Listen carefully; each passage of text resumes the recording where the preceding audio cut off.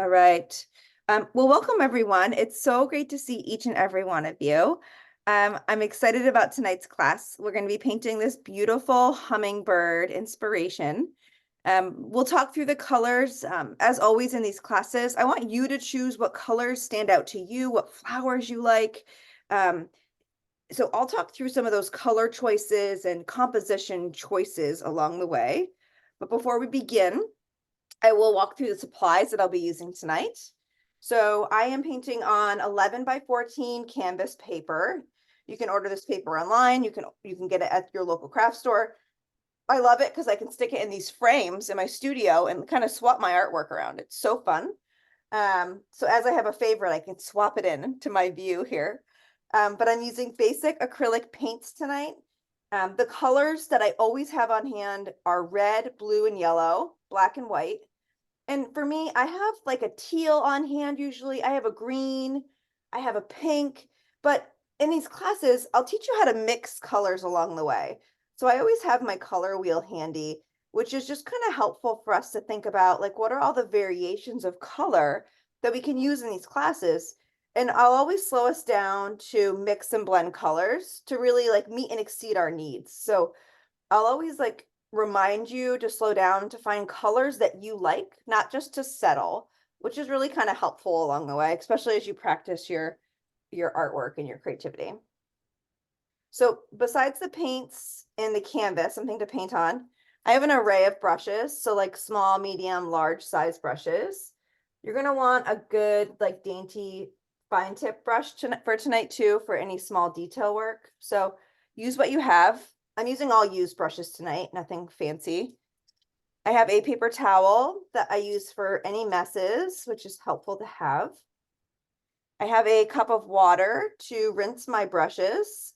So in between colors, just to make sure, the blue is off the brush before I use it for the white if I need to, etc. And then I have a plate for mixing colors. I'll probably grab a new one just so you all can see what colors I'm using along the way. So sometimes I use like plastic palettes, sometimes I use paper plates, just kind of like what I have in front of me. So I keep it pretty simple in that regard. And then I have a pencil for a little bit of light sketching, okay?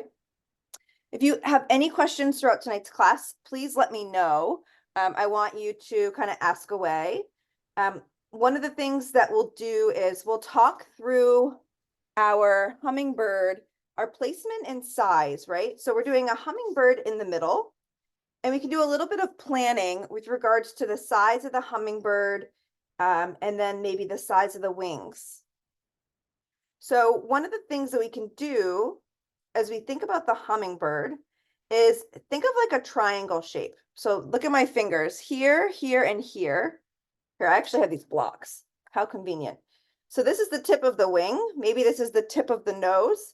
And then the tail will come straight down. So imagine the nose is right over here. And let's see how high I might want the wing to be. So for me, I'm using objects, but I can use like little dots to figure out how high or how big something might be. Also with regards to the placement, right?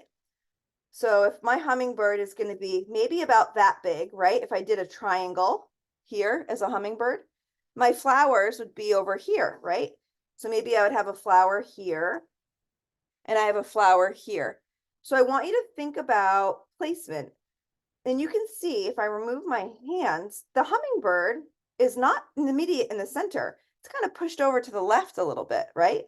And I have a little bit of white spacing or padding around the hummingbird top and the bottom. So you can see visually how as an artist, I'm planning the composition up front. Now I'm talking about, a triangular shape to determine the size of the hummingbird. It really depends on what you want your focal items to be. So the bigger I make the hummingbird, that's obviously going to be more of a focal point. Maybe I want to do some bigger flowers with a smaller hummingbird, right? Maybe I have flowers with like a smaller hummingbird, right? Maybe my hummingbird's pushed over a little bit. So maybe figure out where you might want to put your hummingbirds. Okay, so that's just a little bit of planning. What I'll do is I'll make a little dot on where I want the top of the wings to be. just for a little bit of planning purposes. So I'm just doing a little bit of a dot right here. And you know what? I could even make the wing. Let's just make the wing and bring the wing down. And then we'll do the body off of the wing because we can always make the wing a little higher. This is just the front of the wing. And we'll do the back side after. And you can always change this. And we're just going to do a little hummingbird. And you can, again, this is pretty far over. So I might even want to bring it further. So if you could do your hummingbird head, which is a round little beady head in the bottom of the chin. And then the body kind of comes back. So just play with the hummingbird body. Hummingbirds have the tiniest feet in all the land. And the tail kind of comes down a little bit.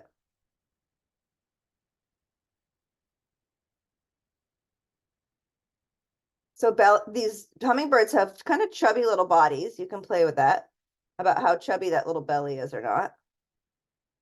It's got a little head, and then those hummingbird beaks are nice and long, and they're kind of straight, right? So it's not perfect, but you can start by drawing something. And I'll bring my flower over, you know, towards my hummingbird. You can play with the wings. But for me, I did the tip of the wing, so I knew how high that wing would be, right? So for me, I might make it a little higher. And that's the left wing. And there's two wings.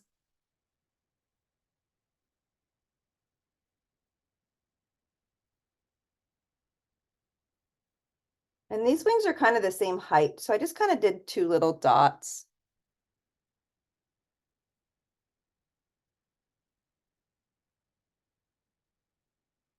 And I'm looking at the visual in the chat,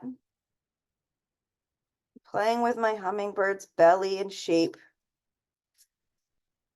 It was a little too chubby of a hummingbird. I got to fix that a little bit here.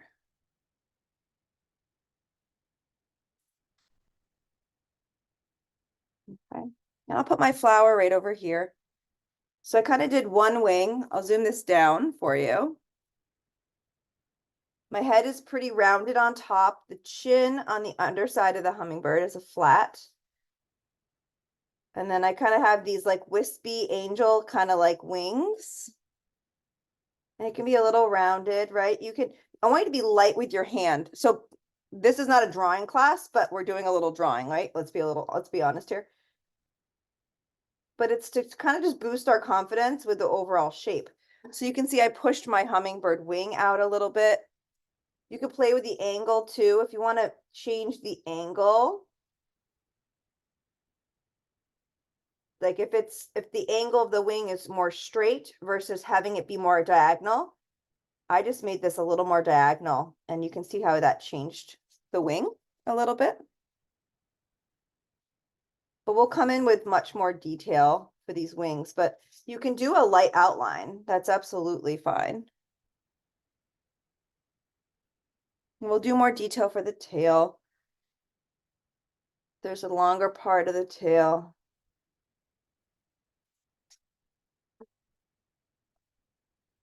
And if I want these wings to come out more, if I want this to come out more, right? My wings will be much more elegant looking. And I could even erase some of this if I wanted to. So you can get as detailed or as, you know, simplified as you wish with regards to these wings.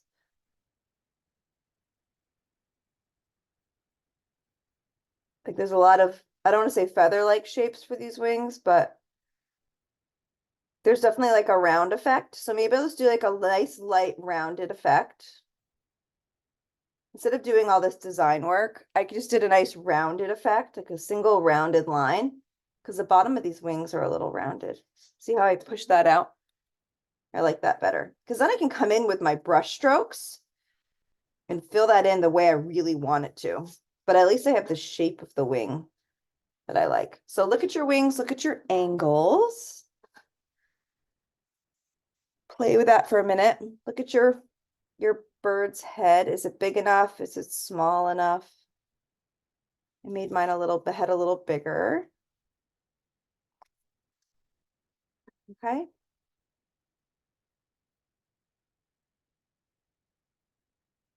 Now I'm going to keep an eye on the time. I'm going to give everybody till 20 after 7, 7 more minutes just to do any sketching that you want. Okay. Whether it's a flower or if it's the bird. Okay. So everybody has 7 minutes to do sketching. If we don't need all that time, we don't have to take it. But I'm going to do a little sketching for my flower. Just to think about what kind of flower I might want here. This is the one in the inspiration. It kind of looks like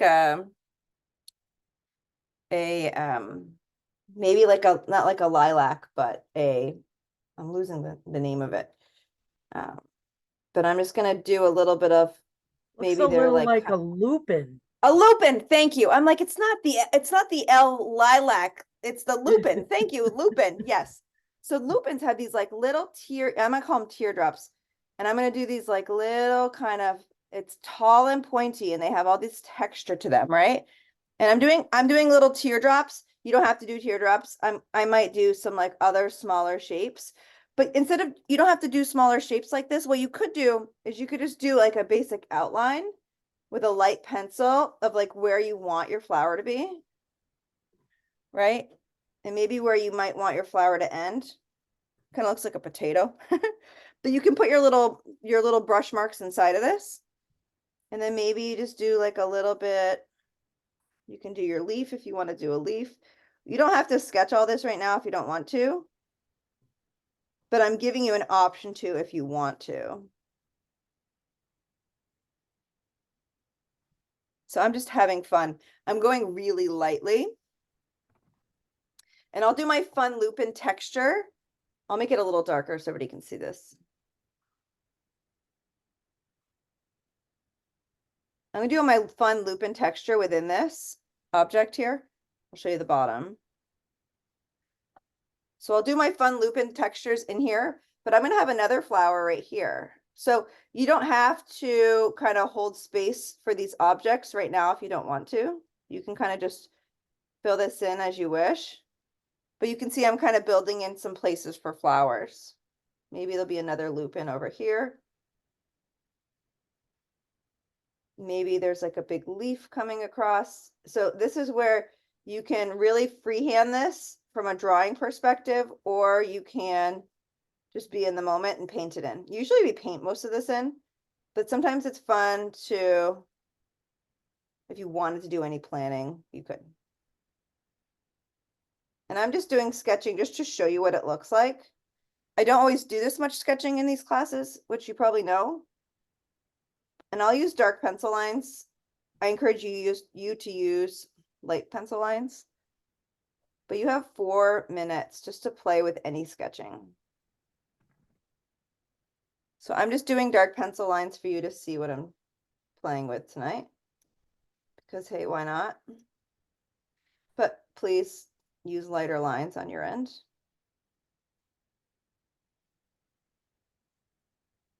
And you all know me, I'll probably tuck in extra little flowers here and there because that's what I do typically in these classes. But I have some green kind of long grasses kind of coming in here. That's what some of these long green things are.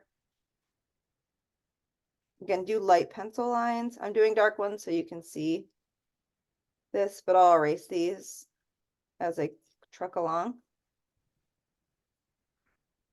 You can see I'm having fun with overlapping objects. And I'll bring this up a little bit. You can see how my whole composition is really coming together, right? Just by doing some simple sketching. I can kind of see what I have for flower shapes, what I have for my hummingbird. You may be inspired to do like a little bumblebee up here or something, you know. You can choose all those things. So we have 3 minutes for any sketching. Again, just to hold a little extra time for you to be playful. And I'm really doing a little bit of trying to be thoughtful of flower placement. I talk a lot about visual balance in these classes. So I will do like I'm going to do like a blue and teal colored hummingbird tonight. And I'm going to do red and pink flowers because, where's my color wheel? Of course, I put it down somewhere. Because blue and red are complementary colors. So they're really going to pair well together. Lost it. And it will match really quite well, nicely. So 2 minutes play, but I have a little bit of red over here from a balance. So this is going to be a flower. This will be a flower. I have some small and large flowers, right? These are kind of smaller ones. I may put in a little bit more green over here, like a long kind of grass blade coming in. So one of the things I talk about in these classes is that some artists will lightly sketch an entire painting before they get started because they have a vision, right? And sometimes you'll sketch different components. So like we could have just sketched the hummingbird as an example, and we could have left everything else blank. So I just want you to know there's no rules when you paint or you create. It's if you have an idea, you could take a pencil and you could sketch it, right? If you have a concept where you want to do a little light sketching, you could do that. Or you could just start painting. I think it really depends on your style and what you're inspired by, right? I get inspired by a lot of photography, other people's artworks, surroundings. You may see a composition of nature around you, whether it's a mountain or a building, a barn, or maybe an animal, and you say, I love this composition. I'm going to try sketching or drawing it first, and then I'm going to paint it in. So everyone's process is different, and your process will change over time. So I think that's just something to keep in mind, and be open to, because we all evolve as people, as artists along the way too. And I am living proof of that. And I'm sure each of you have felt that by taking these classes, right? Your style's changed, your preferences have changed, which is really fun. So we are at 20 after. We are going to start painting. What I want you to think about are color choices for tonight. What do you want some of your primary colors to be for your hummingbird? For me, it's like going to be like a teal or a light blue or blues. We'll be using lighter colors to paint our hummingbirds first, and then we'll be using darker colors as accents. So a lighter hummingbird color, and then we'll be using darker for some shading. And then I want you to pick a flower color, a primary flower color. So I'm going to do reds and maybe little bits of like lighter colors to tie in. Okay. So I'm going to slowly transition us. For the hummingbird itself, I'm going for like a bluish green tonight. That's just kind of what I'm feeling. But if you want a yellow hummingbird, or if you want a red hummingbird with like purple flowers, make a nice light color to start. If you wanted to do darker color, feel free. I'm not going to tell you not to, but we'll be incorporating that along the way. So for me, I need to mix the color of my hummingbird that I want. So I'm putting a little blue on my plate, and I'm putting a little bit of white. And to make a bluish green, I need yellow to kind of mix blue and green together. So I'll use all my primaries and show you in this class. If you want to make a fancy color, you can make fancy colors with primary colors, with just these basics. So I'll show that too. I always like demonstrating how it's doable in these classes. Now, with regards to brush selection, I'm using a smaller brush so I stay in the lines, basically. Pretty important. And I'm going to try to find a base color for the hummingbird that I like. So I'm going for a bluish green. So to make a green, you mix yellow and blue together. So to make a bluish green, it's just more blue than yellow, basically. You don't need to make a ton of it, but you want to make enough of it. So you want to make a bluish green. The more yellow I pull in, the more green it will be. We are going to bring some white in this. So just take your time. This is going to come out to be like a dark teal, which is what I'm seeing, which is fine. But I said I needed a lighter color, right? So again, if you don't want to do the same color I'm doing, don't worry about it. You're just going to mix a light color of choice. And it's kind of finding a color tone that you like, and then you can add white to it to soften it.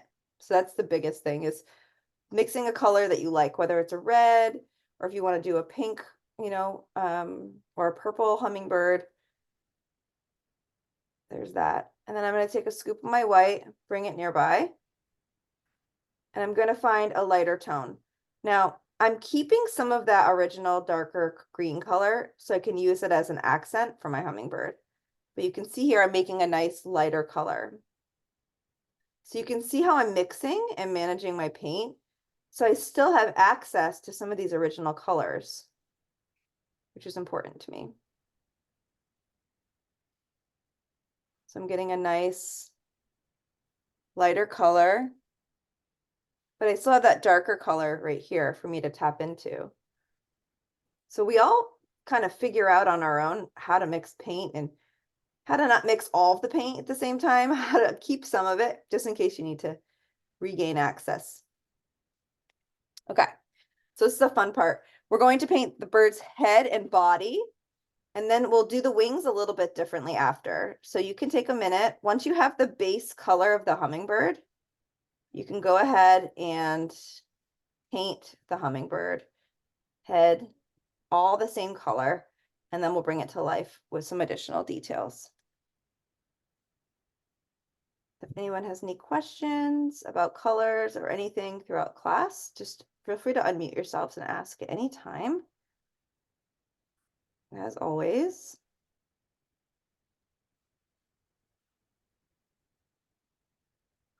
And we'll be doing lots of different layers. In tonight's class, we could have painted the background. If we painted the background like a really pretty, like outdoor scene, the class would probably be like a 2.5 hour class.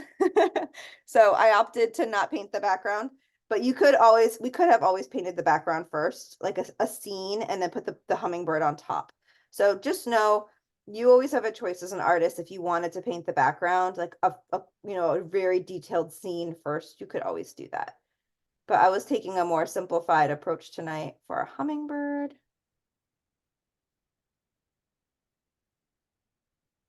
Just doing some simple composition, simple objects.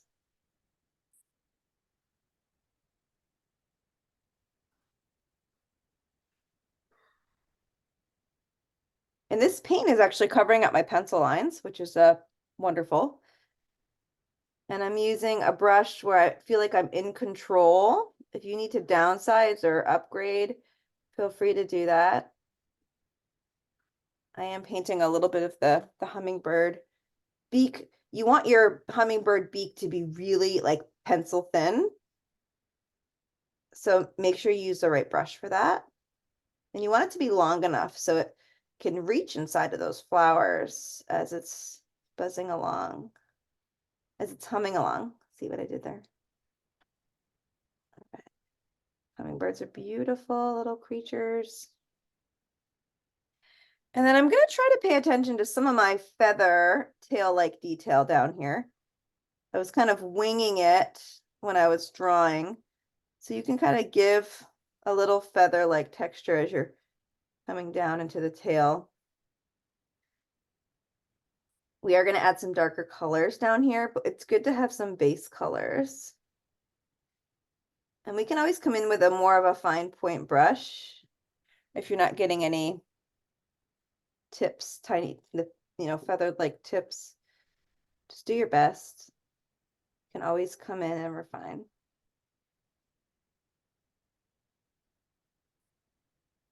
I love this. So I did a base coat for my hummingbird. And then I'm going to use the same, and I'm going to just find this left wing, and I'm just going to come up a little bit. And we're just going to do like a little bit of like a rounded triangle. Let me see how the angle of this is. It kind of bends out and it comes in. This is just to kind of start to attach the wing to the body just a little bit. But we're going to do some softer feather-like feathers from the wing in just a minute, which is going to be really fun. Maybe we'll use a little water to do that. That could be really fun. Maybe this is kind of just connecting the wing to the body just a little bit. And maybe I'll play with water. Sometimes in these classes, I create these water washes. And this is a great part for kind of watercolors, but I want to use a little bit lighter of a color for some of this wing feather-like detail. You could also use like a light blue. I'm going to just be playful here because I love experimenting in these classes with you. As I put a little water, see how watery this is? It's like a milk-like consistency. I can still see the pigment, but it's still a little watery. We're going to have some fun with some of these wings. So I want it to be a little lighter. I'm going to slowly follow the tip of the wing up. And I'm just going to be playful and open-minded of creating little rounded feathers. Maybe I leave little gaps.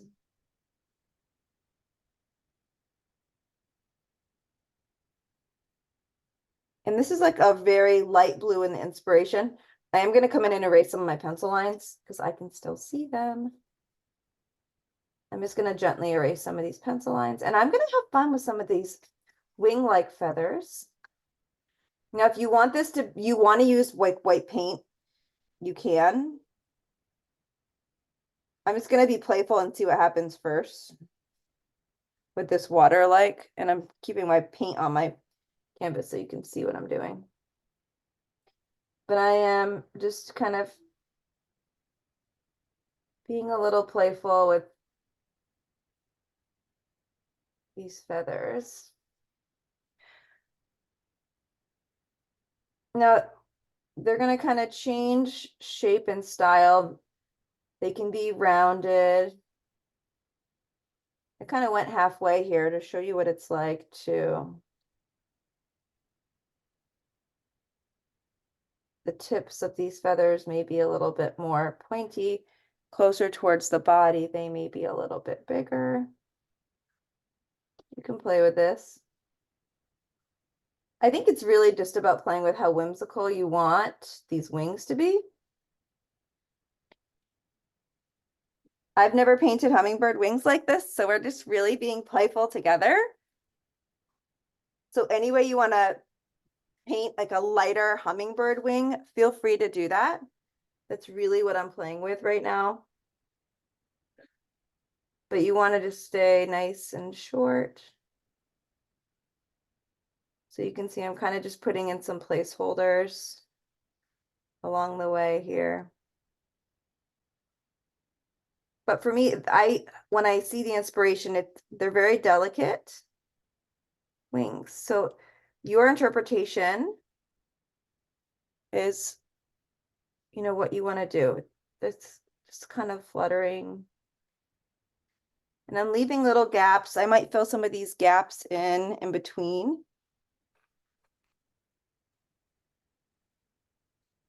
But this is where we may not always have a plan, but we can just be playful and just see kind of what happens as we fill in these wings. And it's just a lighter color. So just keep that in mind. It's a softer color. It's delicate. And that is my inspiration for these wings, is for them to be a little more delicate. You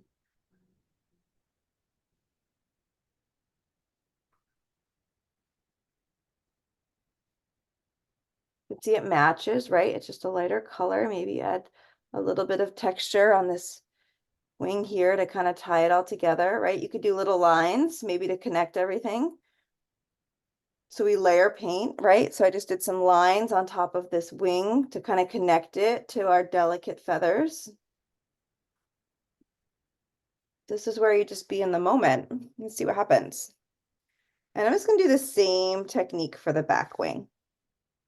So I love that it looks delicate. I love that I did lines for texture because it shows off that these are wings. There's lots of feathers that make up each of these wings.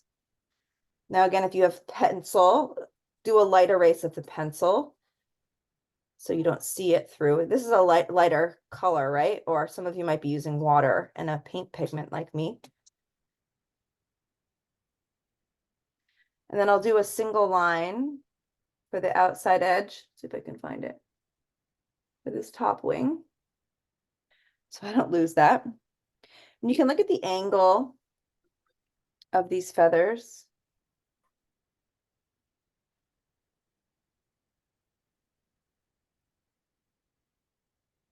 If they're diagonal, if they're straight across, right?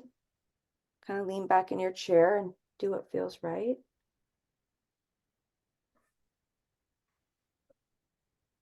I'm doing really soft, gentle brush strokes.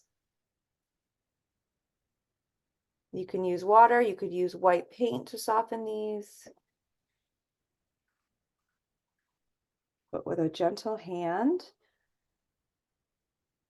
And you could always bring in a little bit of white to kind of soften some of these if you need to.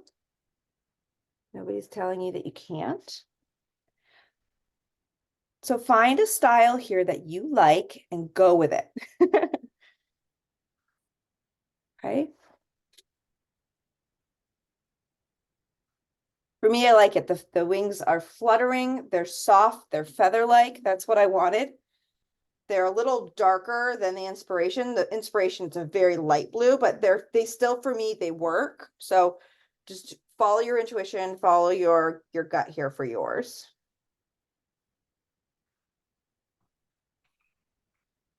These classes are always lots of little steps. So we typically do one layer of something and come back to it at the end of class, typically to refine. So for me, my wings are done. I'm gonna go back and I'm gonna find this darker color here. And I'm gonna maybe mix it with a little bit of the lighter color, but I'm gonna go back to a little bit of this darker greenish blue that I have. And I'm gonna outline the bird's head. You could also outline some of the wing too, but I'll do the head first. So kind of outlining the bird's head. I'm just gonna keep us moving for time's sake. So with a darker green, I can do the beak as a little bit darker of a color. I'm outlining the top of the head. And I'm gonna just come down to the back of the neck, kind of where it meets the wing. Now, if you want to get a little fancy with me here, while your acrylic paint is wet, you could use a little water on your brush and to kind of smear and smudge this darker color. You could even use your finger if you wanted to. We get a little crazy here. To kind of blend that darker color down a little bit. See, I just used my finger and it kind of created a nice little smudge. That looks pretty cool, right? Gives us a little bit of a watercolor effect. So I just did a little bit of that and a little water underneath it, and I smudged it down. But it gave the top outline of the head a darker line. So I did a thin, darker line. I used a little water underneath it, and I kind of smudged my finger down to get that look. And I'm going to do the same thing in this wing area. So I'm going to kind of outline this wing just on this interior part, like that. And I dip my brush in a little water. I'm kind of wiping off some of the water on my brush. And I'm kind of doing a watery brush stroke right on the inside of that darker line. And I'm going to do a little finger smudge again because I'm a little crazy here for a Friday.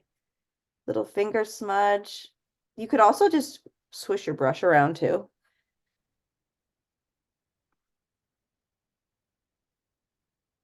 So we're just adding a little bit of contrast basically to our hummingbird. So I'm just going to come down the back side of the body. And you want a nice thin brush, so if you need to change brushes, feel free. But we're using this darker green, and I probably will switch brushes here in a minute. Right now.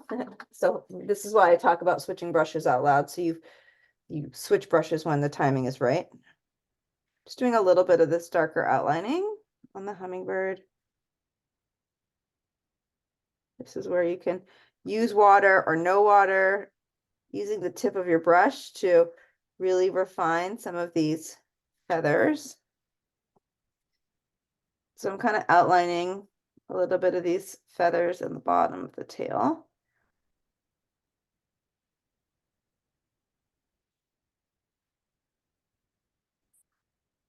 And the bottom of the tail is going to be a little bit darker, so I'm going to come in with just a little bit of like a darker contrast.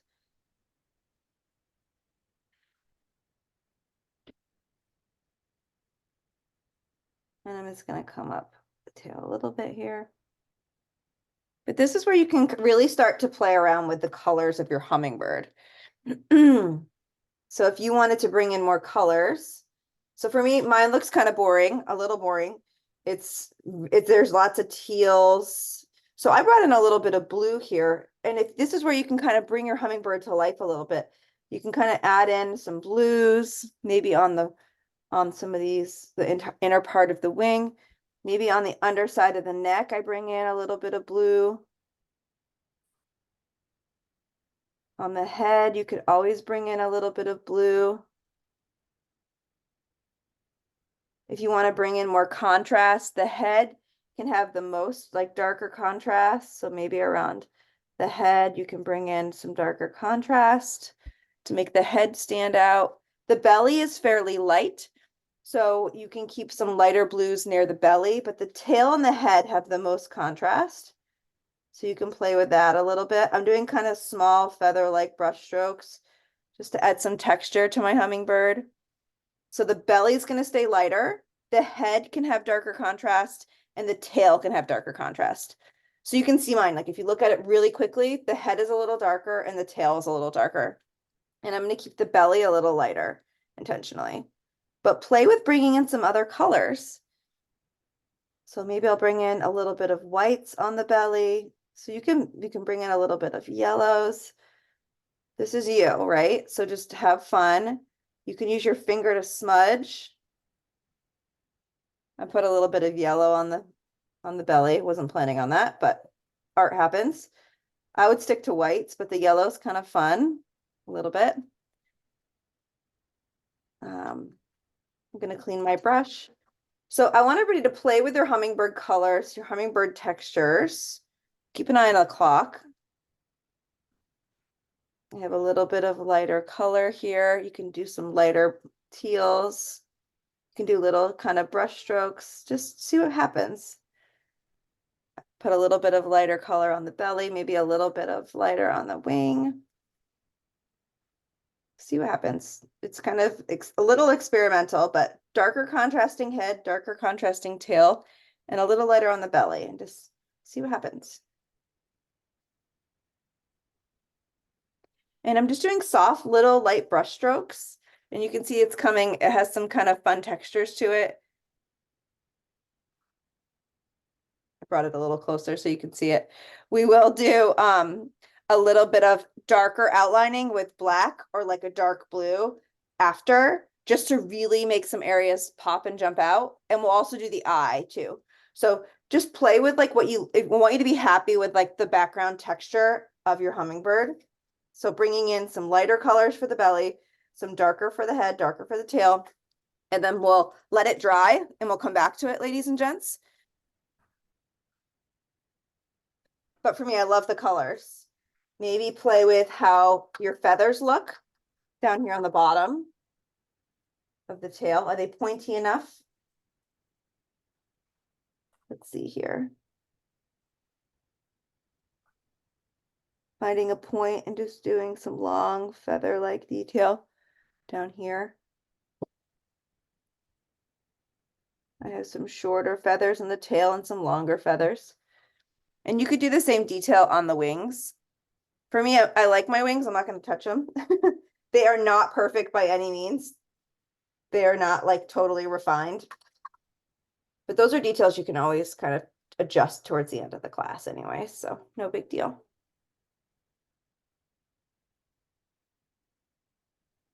But I hope you're loving this. Our hummingbirds, I can't wait to see everyone's shapes and compositions. At the top of the hour, we'll do our first group show and tell, but please reach out if you need anything.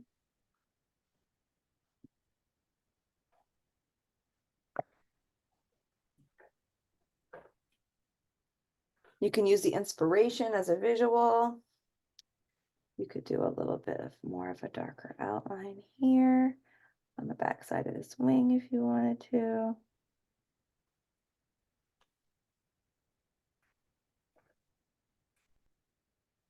I'm just going to stop and let things settle here.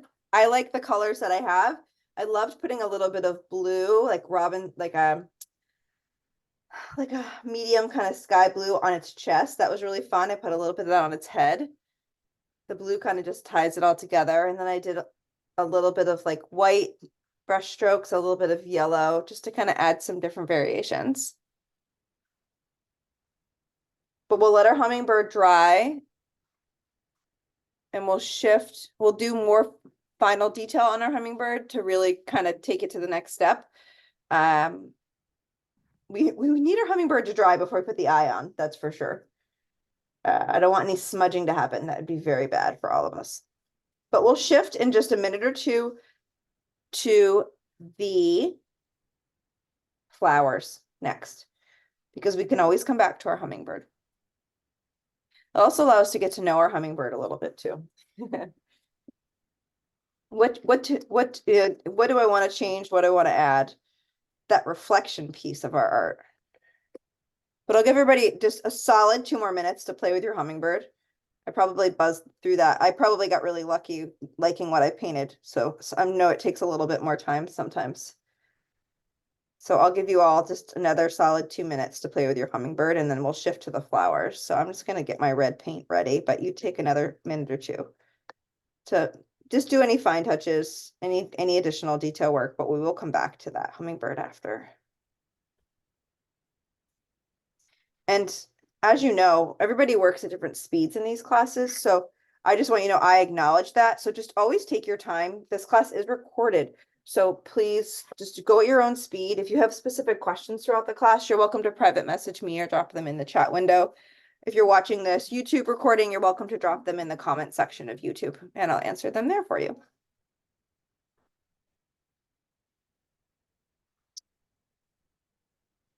So whether you have sketched your flower shapes or not, like I have, I did dark pencil lines, God help me. So I'm going to erase some of these ever so gently so I can do my lupins. And I'm doing like red pinkish lupins. I'm going to just start with a darker red, and then I'll add a little bit of like a lighter pink touch, I think, just to create a little bit of brightness. But I'm just kind of erasing some of this outline shape so I can kind of be a little playful here with my, I'm going to do one flower at a time. I'm going to keep some of these other shapes in here, but lupins are kind of cone-like. So I'll do some smaller brush strokes at the top for that lupin bud-like texture. As we think about this next step, I want you to consider what you want your flowers to be. I'm doing lupins. I'm doing all of the same style flower today. If you want to do different styled flowers, you may. If you want to do different size flowers, you may. So you may be doing 2 types of flowers with 2 separate colors, right? Totally fine for a class like tonight. I am doing lupins that are going to be red and pink. Like, I'm going to keep it simple tonight with green accent detail. So I want you to visually and strategically plan what flowers you're doing if you do not draw them, and what colors you want those flowers to be. That will help keep you organized as you follow along and you paint these next steps with me. Okay. So we'll start the process of painting our flowers together. whatever style flower you're painting, just find a comfort that works for you. And find a brush that works for you. So kind of like painting trees, find a tree style that works for you. Find a brush stroke that works for you for your flowers.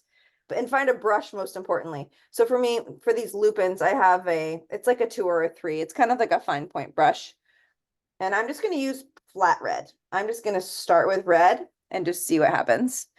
And I'm just going to do like little kind of like abstract kind of teardrop shapes to kind of create this lupin like texture. Now I can always, and I'm going to do different shapes in here. So this looks natural. So I'm going to do, they're not all going to be the same. So I'm not even following. You see how some are big and some are small? That's okay. Maybe this has like a few of these like wispies kind of like coming off the top. That's okay. I can make this more full if I need to. If you want to be more poignant with your shaping of these lupins, you can do these more teardrop like shapes, right? So maybe I'll be a little bit more deliberate on just some of these shapes, right? But I'm staying within that rounded boundary of my flower. Now, this may be dark for some of you. I can come in and lighten these flower buds at any time. And maybe some of these buds kind of come off the left and the right. So that makes it plant look a little bit more natural.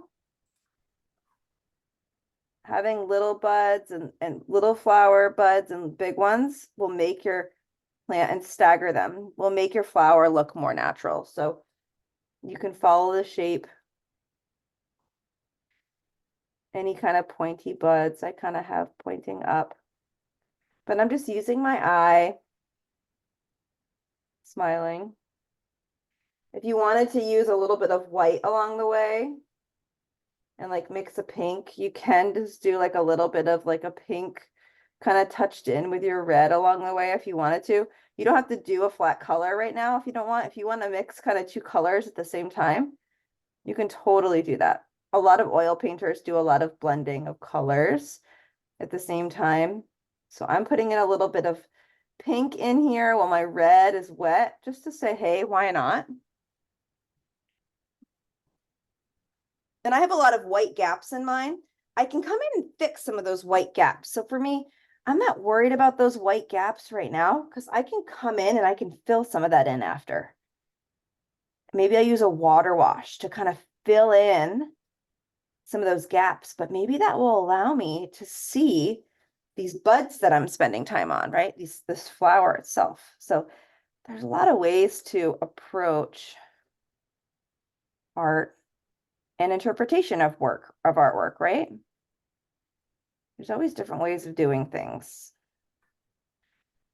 And that's why in these classes, sometimes you see me experimenting on the fly with you because it kind of just shows you that you don't always have to do something one way or the other. And I will, once this dries, I will come in and I'll fill in my flower so there's not any white gaps. But right now I'm gonna maintain this technique because I can see the detail of the flower right now, right? Maybe some of these are kind of welcoming. Maybe this is close by, right? To my friend over here. So maybe I need to extend my flower out a little bit more. So it's near the hummingbird, right? That's okay. I move my flower out a little bit. That's all right.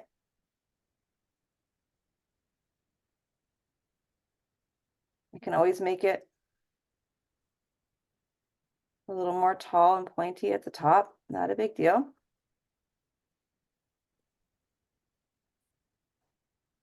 Now I kind of went outside my lines a little bit, but that's okay. This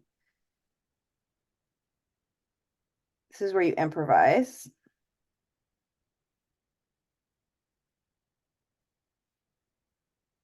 And this is going to be my biggest flower. So it's going to come all the way down to here. So I'm doing small little buds. I'm doing bigger ones. I'm kind of playing with the angles.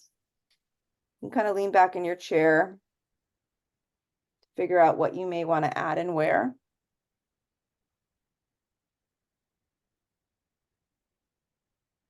And I have another flower right here, but I need to continue this down. So I'll probably kind of paint over this one a little bit. And I'll put the other one on top of it intentionally. So I'm just continuing this kind of big flower-like texture. And this is going to be a big one. I'm going to end it right down here, but that's okay. I like it that it's big. You can decide kind of where you want to keep your white gaps and where you might want to fill it in after. Because in the inspiration, there are some white gaps in this flower. So we'll play with that as I do my watercolor, kind of fill in as an experiment for today. I'll show you how to keep some of the white if you want it. But the bottom of my flower is down here. And the way I'm going to end the bottom of the flower are some kind of buds kind of coming downwards. So maybe they're not pointed downwards, but maybe they're just angled a little bit here to kind of like round out the base of the flower. See how they just kind of ended that nicely down here? So you can play with how you want to end your flower in that space. Right? So you can see how I ended that down there.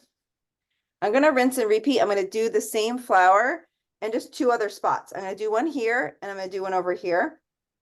I have heavy pencil lines. So just go at your own pace here. Do the base design detail for your flower, just like I am. Maybe you're doing petals. Maybe you're doing lupins like I am. Just go at your own pace.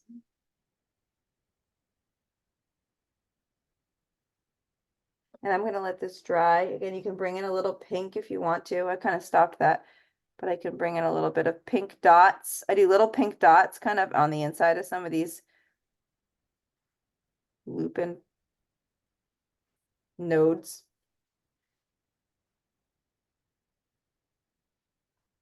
And you can make these really cone-like. You could make them a little bit, you know, a little more rounded. You can play with the angle of these flower nodes, you know, on the sides. So like this one, I'm making a little more cone-like down here on the edges. You can see I'm making it a little bit more pointy. And I'll do a similar fill-in style that I'll do over here after, but I'm just doing base flower coverage. And we use this technique of like base colors in a lot of our classes. Just allows you to kind of say, okay, do I like where I'm going with this before I fully commit to filling it all in, right? Because you can always change your mind. There's that. It's not too late. I did heavy pencil, so I'm erasing my heavy pencil for my objects, so I don't see it through. The nice thing is that with acrylic, I have some pencil marks up here. Once the acrylic dries, you can actually take your eraser and erase any pencil that's showing. That's like in between your painting, and it won't mess anything up, which is really nice. Kind of allows you to go back in and clean it up just in case you forgot to. And I'm just doing a little bit of a flower here.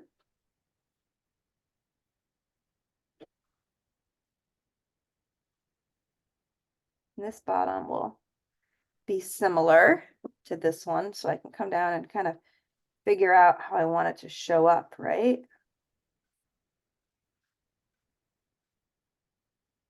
And I'm just doing kind of abstract floral. This is like a little Hawaiian here. This is like screaming, Megan, you need to go to Hawaii again. Like, ooh, feeling a little tropical here. I like this. I like where I'm going here. I like it. But you can see I have a nice balance of color. And I might tuck in, I'm going to let these all dry. Again, I'm going to do a little bit of a red and pink water wash to kind of fill in these flowers, but I might just do like another little flower right here just to kind of like tuck in a little flavor. So I just tucked in a little flower there. For me, I'm happy with the coverage, like the balance of red. I have a lot of red flowers, but for me, it kind of works. I have a lot of green in here.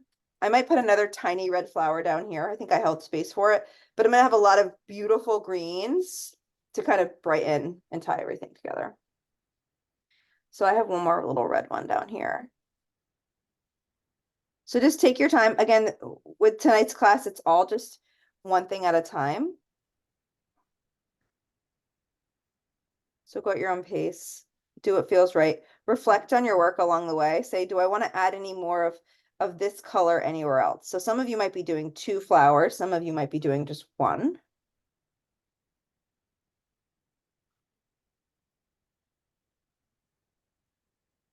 I'm just doing another small touch of a red flower down here. And I'm going to let that dry. And then I'll fill these in a little bit so they're not so airy. They can stay light, but I'm going to see how it goes here for a minute.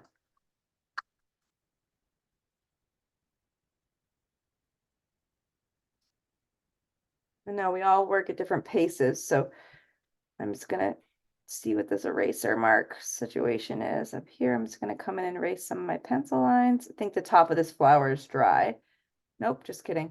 Make sure your paint is dry before you start erasing around it.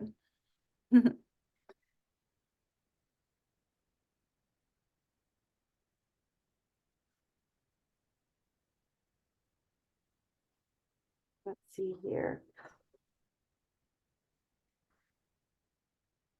Don't forget to, if you have a hot cup of tea, a glass of water, wine, beer, a cold seltzer, whatever, just enjoy yourself. Stay hydrated during these classes. Stretch your neck, push your shoulders back and down. Sometimes we hunch and we forget to breathe in these classes. It's good to check your posture along the way. It's been an hour. I don't think I've moved from hunching, ladies and gents. So I think Terry has the best posture so far here.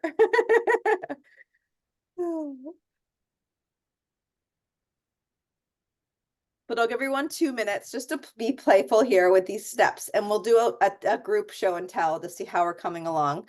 I'm really excited to see everyone's compositions. Everyone's is gonna look different. I can guarantee that right now.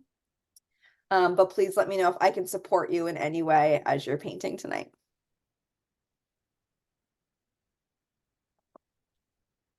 And then if and when anybody's at a good point to show, I'll remove my pin and I'll go to the gallery view and we can check in with one another.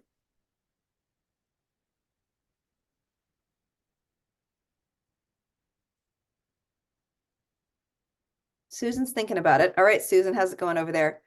Beautiful. Look at your hummingbird. Did you paint that all by yourself or did you find a tracing? Because that's just like perfection, Susan. I painted. Magic happened tonight, Susan. It's been happening. I painted it myself. Amazing. I'm so proud of you. Look at Terry's. Terry's is awesome too. Oh, look at your flowers. Fuchsia flowers. They're beautiful. Oh, Jenny's hummingbird came out great. Nice job. Nice. Very, nice. Very nice. Very nice. Kayla, how's it going over there for you tonight? Awesome. Awesome. Oh, so pretty. Kayla loves purple. Kayla, I could have guessed you as a purple girl. You and Jenny like purple a lot. I think I knew that about you, Kayla. I don't know why, but it just feels right. That looks so pretty. Nice job. And I'm sure Dory and friends are having a swell time over there. I'm sure they're giving each other a hard time. Awesome. Well, everyone keep up the hard work. Keep up the good work, rather. So some of you have started filling in these flowers. Some of you are playing with textures. I think some of you went lighter, some of you went darker. Anything goes here. One of the things that I'm gonna just be playful with is like filling in these flowers a little bit here and there. I have a lot of texture happening. I'll go ahead and repin my window. And thank you all for sharing your work. We do get inspired from seeing one another, believe it or not. But I'm going to create a little bit of a red and pink water wash here just to see, excuse me, just to see what happens. I haven't done this in a long time, so I'm just going to just see here. And I'm just going to use the tip of the brush and I'm just going to, I want this to be lighter. So for me, I am playing with water tonight. And I'm just going to start just to connect kind of some of these nodes. Now the nodes should be darker than the color I'm using. And this color I'm using is kind of a pink. So if it's too pinky for me, I can always change it to like more of a red tone. But I'm just going to kind of get started and just to kind of, maybe I'm going around some of these. I like that I can see the nodes. For me, that was something I wanted to play with, right? But I'm just kind of going in between these bud nodes and I'm just kind of dancing around them with a little bit of a watery brush. This is a pink, and for me, it's working. I could use a little bit more red in it, but I don't want to lose sight of the nodes itself for the flowers. So anyway, if you want to fill in these, just use your eye, do what feels right. You could do a little bit of the pink, you could do a little bit of the red. I'm not painting directly on top of these nodes. I'm just going around them. But just find a style that works for you, that you like visually. That's what art is all about. That's why everybody, when you paint, you kind of come up with what you like, and that's all that matters, right? And your style will evolve. It's really fun. I don't really ever do this technique, so it's kind of fun to try something different, but it's working for me right now because I can see darks and lights. And for objects to come to life or to look realistic, you need to have depth. You need to have darks and lights and, you know, 2 or 3 or 4 tones of a given color for an object to jump out. And it's working for this because I have a lighter pink as a base now, and I have these red nodes that are kind of coming through. Could even use the pink to kind of create a few extra little spurs along the way. Kind of looks like the inside of a pomegranate a little bit. Well, that's pretty, isn't it? Yeah, it kind of came together. Yeah. And Wow. I'll show you, it's just water. I'm using water and pinks and reds, like just mixing it from right here, Yeah. grabbing a little and just kind of dancing in between. I like it. Yeah, it's nice because you can see the detail, but it's filling it in, right? Yeah.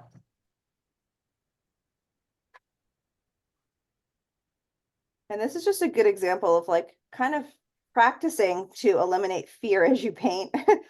Yeah. And I laugh about this because I've become a little more fearless in my years of teaching in these classes, and many of you have kind of witnessed that as we've kind of grown together and we've evolved together.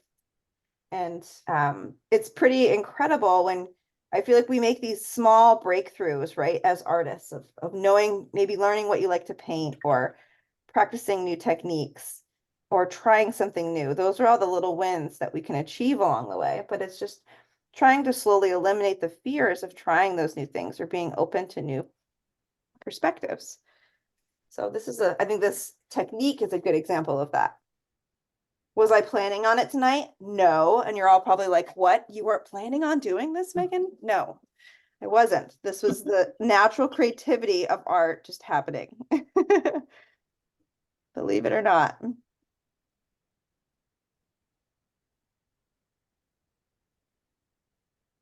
So just, I'm going to take, for me, I'm going to take a few minutes to fill this in. But go at your own speed. Think about what secondary colors you could add to your flowers, lighter or darker, to make them more realistic. So maybe if you have dark flowers now, try considering adding either darker accents or lighter accents to bring them to life, whether it's additional detail like these nodes, right? I started with these flower-like nodes. Maybe you have more solid colors. Maybe you come in and add some lighter nodes, detail like flower for your flowers. You can make some of those choices of what you may want to try to add or not. And I have some white kind of poking through, which is fine.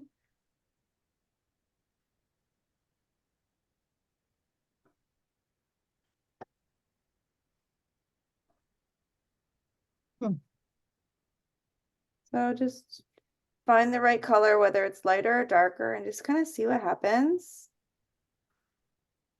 You can try to replicate something. Sometimes it's hard to replicate something cool you do, but you just kind of have to have a little bit of patience. I'm doing a little bit of like this light pink kind of spray on the sides.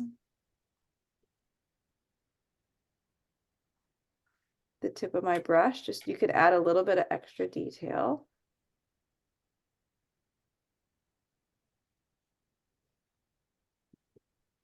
But I'm just dancing around each of these nodes with a little bit of this pink and red color, just filling them in ever so slightly. And then once I'm done these flowers, I'll switch to my green. Easy as that. But we're doing great for time. If you wanted to add any background color, like if you feel like the white is boring, I think the white's going to be fine with the green I'll add. It's going to kind of make everything pop. But if anybody wanted to add any like lighter background colors to kind of tuck in, you could totally do that with your artwork. It's not too late. You can kind of paint around things. So, and the reason I'm talking about that is because I think it's good just to create awareness. Like you can add things as you go, and there's nothing wrong with that. So like if you wanted to add a background as you go, you could. Absolutely. I could have done like a tangy lime green background and it would have like made this whole scene like turn jungle and pop, right? But I could be playful with my greenery around my hummingbird of doing light and dark greens to add some contrast to still make it pop. So it's just about, thinking through what some of your options may be as you paint along. But if there's any way that I can support you and your artwork tonight, do not hesitate to unmute and ask. Otherwise, continue to stay in your zone and enjoy the experience. Okay, when are we doing the eyeball? Very soon. We'll go and shift to the hummingbird next. Okay. So I'll get a little bit of black paint. We'll do the eyeball next. I'm going to make a dark navy blue as my contrast. So if anybody wants to do the eyeball and a little bit of outlining, grab one of the smallest brushes in front of you with a nice fine point. And I'm going to make a navy blue. I could do black, but the navy blue would be would match better. So a little navy blue is blue with a tiny touch of black. So if anybody wants to do any of the contrasting detail for the hummingbird, you can join in. And this class is being recorded. So if you ever need to kind of come back and watch any of these parts, you totally can. People do that often for these classes, especially folks that aren't able to make the live session. These recordings are watched often to kind of check on the details, slow down, speed up, etc. So there's like a nice navy right there. So the first thing I would do is you're going to do the beak with the navy blue. You can do the beak. You can start at the point of the beak and you can do like a line kind of, you can do it on the top or in the middle. I'm going to kind of do the top and the bottom, I think. And then kind of in the middle of the beak, you're going to do a straight line to the head, into the middle of the head, which is kind of weird, kind of like a needle. And then that's going to connect to the eye. So the eye is in the inspiration, it's kind of in the middle of the head. Go a little higher if you wanted to. And it looks like it's further back. So for me, I put the eye right in the middle of the head. If you wanted to put the eye further back, you could do it further back.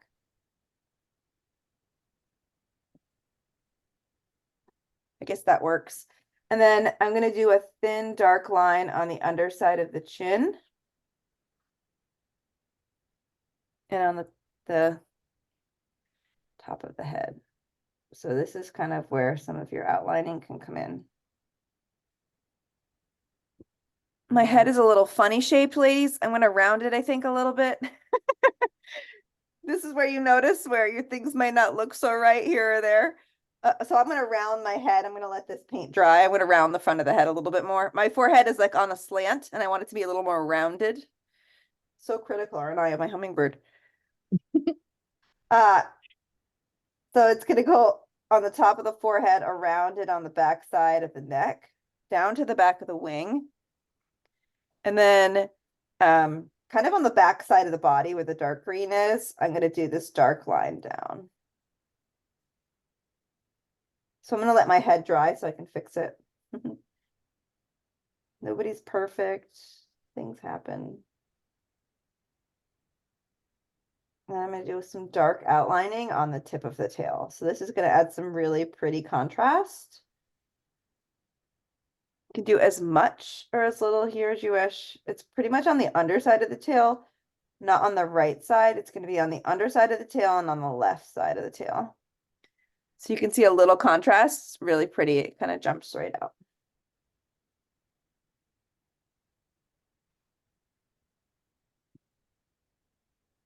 But the light source of the picture is really kind of like on the underside of the belly, and there's some shaded areas and other spots.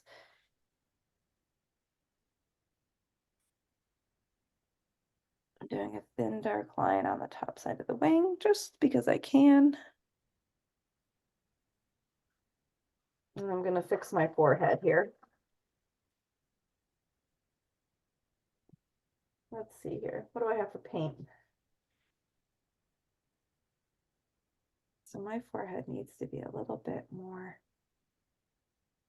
let's see, rounded.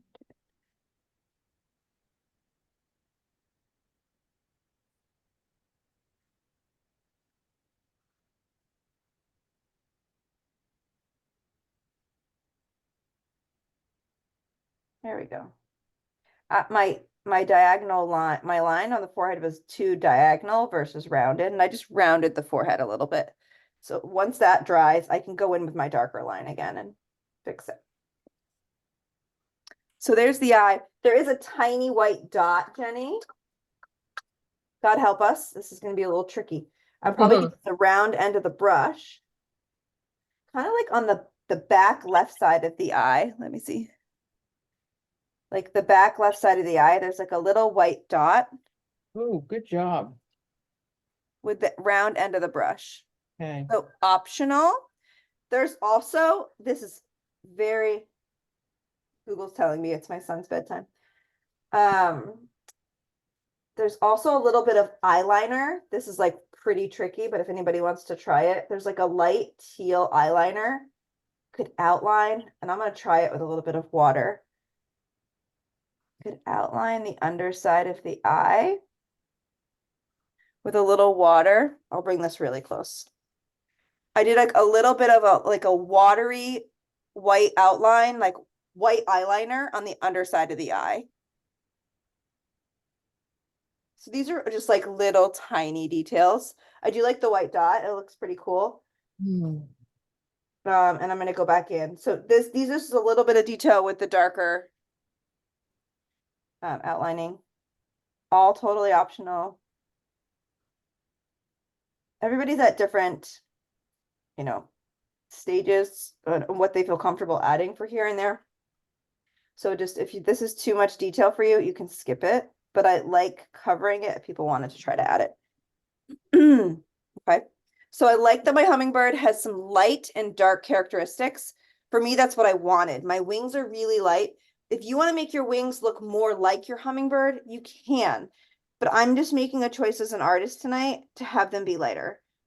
I know that I can always change it if I want to. Okay. So that's my point on that.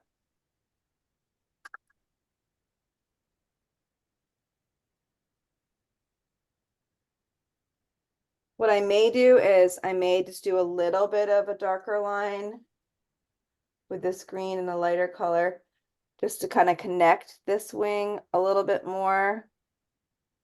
Just on the top side of the left wing and the top side of the right wing. I think that's the only contrast I'm gonna bring Ah, here. But I like that the wings are like wispy and angel-like. Like for me, I just like that tonight. Personal choice. mhm.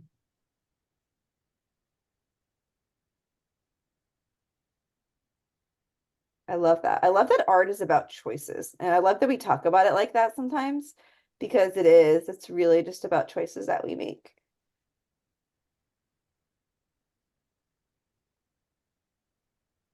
You can always change your mind too.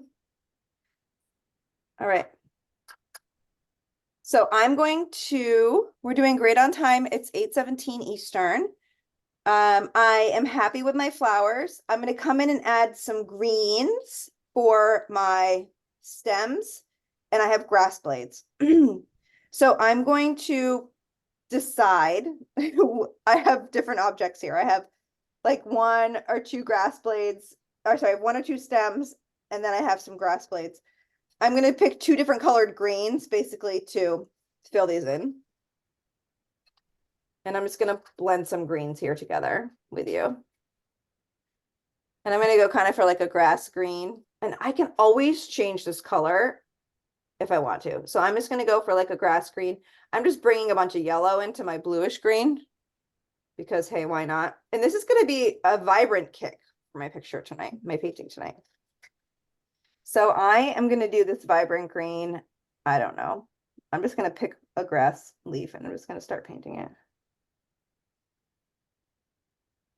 And I'm going to do one here and one there. Again, finding a brush where you have control. This is a pretty big brush. I'm going to probably downsize. My grass blades are also dark, so I need to come in and erase some of these outlines. So check your outlines. If your outlines are too dark, erase them first if you feel like your paint is not going to cover them.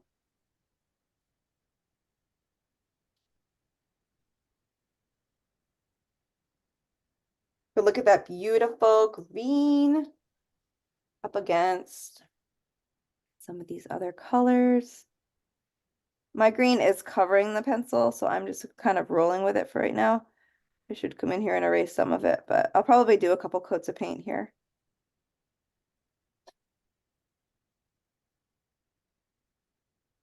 But find a brush that works.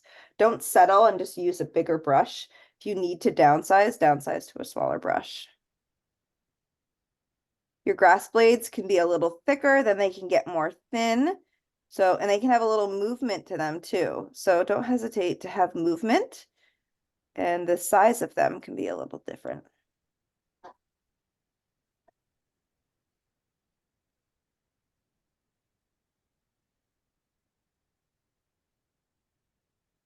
And you want to do nice smooth brush strokes.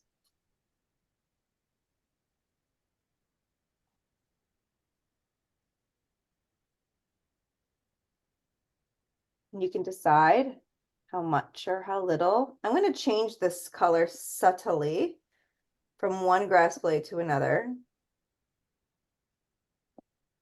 So I'm not putting two of the same color grass blades on top of each other. So I just changed it subtly. And watch this. It's like a bluish green color, but it's more green than the hummingbird. So you could go much darker. You could go like a hunter green. You could go a forest green. You could go any kind of green that you want. But try to change the color. So your grass blades, you have a couple different color variations, but they're all in the same family, right? It's just kind of taking one tone and just changing the paint color a little bit. So it just looks a little different. But look, they look very similar, but one's just a little darker. And what I did is I just brought a little bit of blue into this lime green that I made. And that's what's giving me this second leaf color right there. You don't need very much.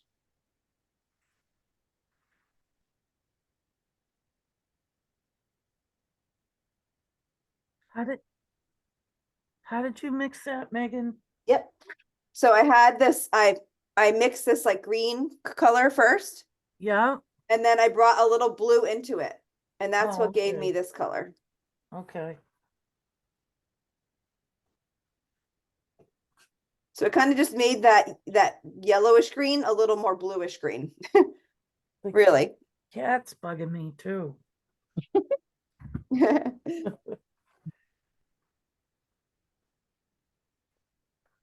And Do just, not step in that. oh, the kitty. cat is bothering you? That's so funny. Yeah, I hope she's not gonna step in that. Hold on, I gotta move that. She's gonna step in that. I can tell. Cats are Don't very usually, curious. but you never know. Cats are very curious. Sharon's cats are always very curious when they're on too. Yeah.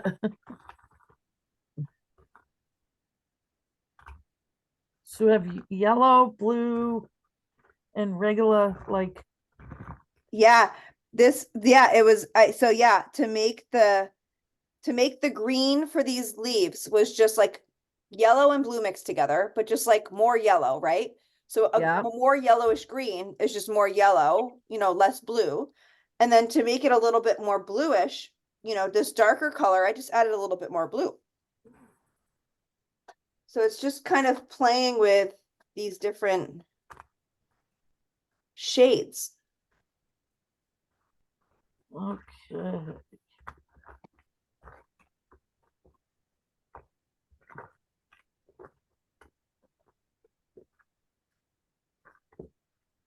And ladies and gents, as you're painting, you can always tuck in more green, right? You can always tuck in more flowers.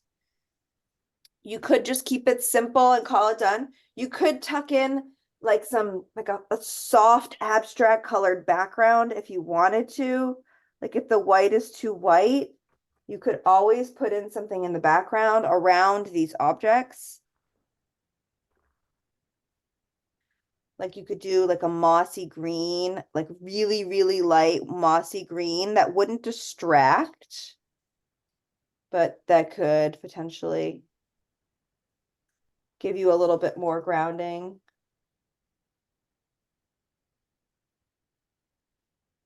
It's totally up to you. This grass blade is kind of coming through the bottom of my hummingbird. Or you could just keep it simple. So it's up. Those are some of the choices you can make.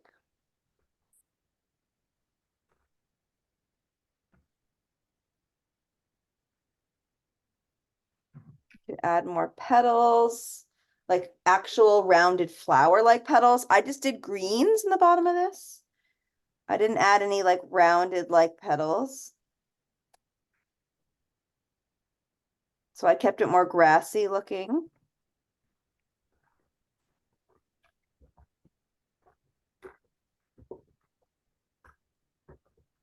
We haven't added any like 3 dimension. So you could keep, when you paint, you don't always need 3 dimension. You can keep things simple and flat, right? These greens are very flat in color, which is fine. It's different styles of art, right? There's no right or wrong.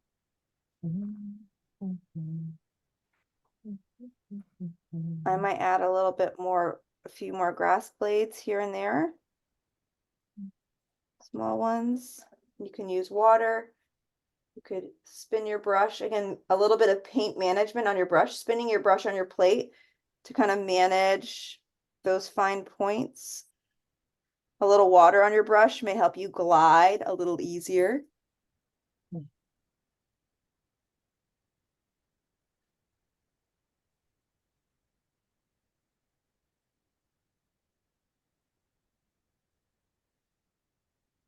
And you're going to get to a point where you're going to say, I'm happy with the number of objects, or I want to add, another flower here or there. You're going to get to a point where you're going to make some of those choices. For me, I'm just kind of filling in visually of like where I may want to add a little bit more grass to kind of hold the bottom a little more firm. And I'm kind of alternating between darker and lighter colors.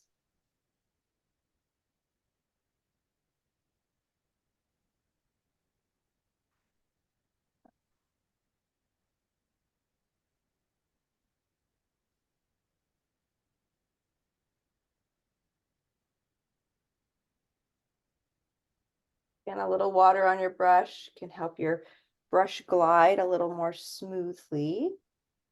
Try that. You don't want your brush to be dripping, but you could spin and manage the amount of paint and water on your brush. I'm getting pretty close with regards to how much greenery I have. Getting pretty close to my identifying my level of happiness. And you're going to get to a point you're going to say, I'm done with my green, right? But I want you to be happy with your hummingbird.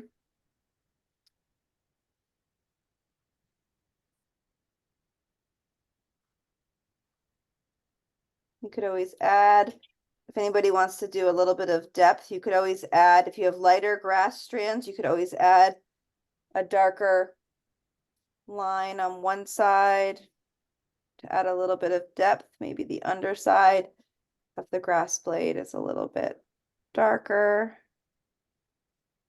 Adds a little bit of a shading element.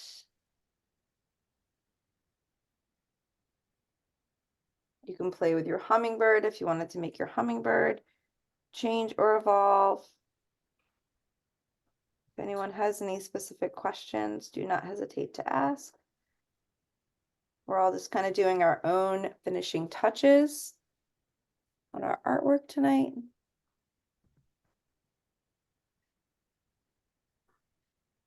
You could also bring more green, like up into the top. For me, I like that it's kind of simple on the top because the subject is really here, kind of focaled in the middle.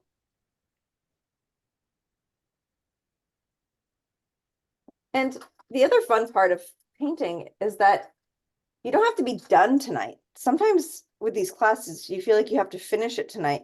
Some of you know that you can pick up your paintbrushes another day and say, you know, I'm going to sleep on this and I'm going to tweak it tomorrow. And I do that often with these classes. I may think of something else to add. One of our February classes last month, I added some outlining. We did like a love class with like text and letters and flowers and things.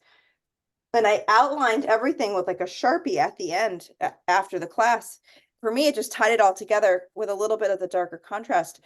So it's just like reflecting on your art and modifying it after the class or in a second stage is always okay. Always, always.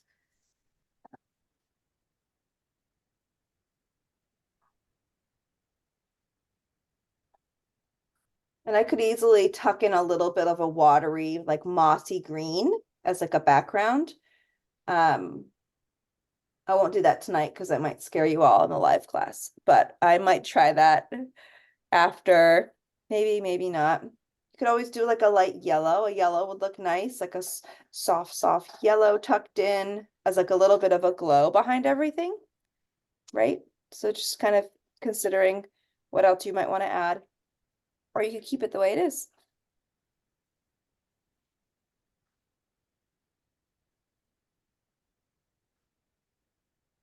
You can look at the edges of your flowers. Do you have, so if I'm looking over here, I could add like a couple extra little buds to kind of like make it come out a little bit more. A little bit of fun extra texture.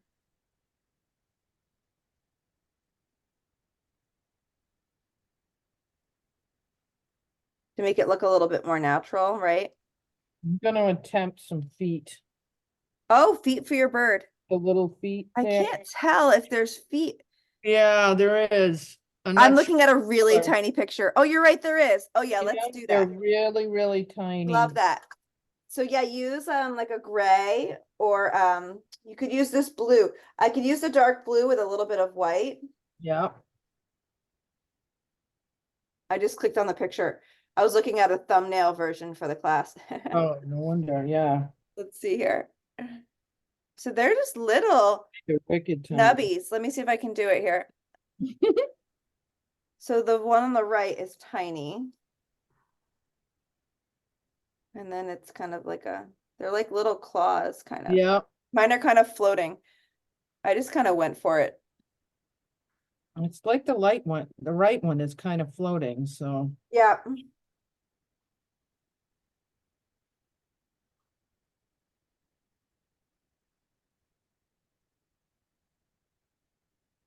Okay. I don't hate it. That's a good thing, right? No, right?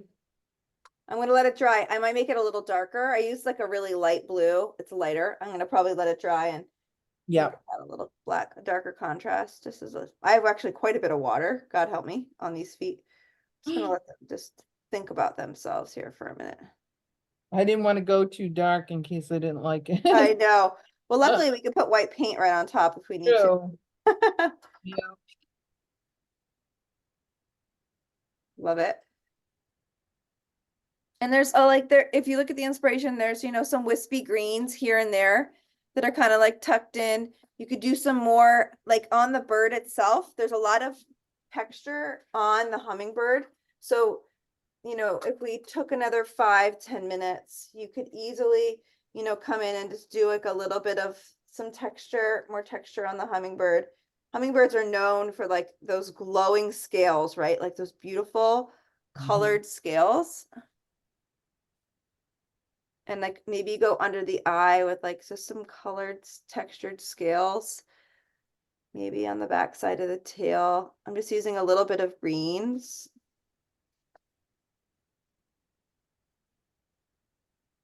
Everybody can kind of do what they wish at this point, but I'm just seeing how it goes here.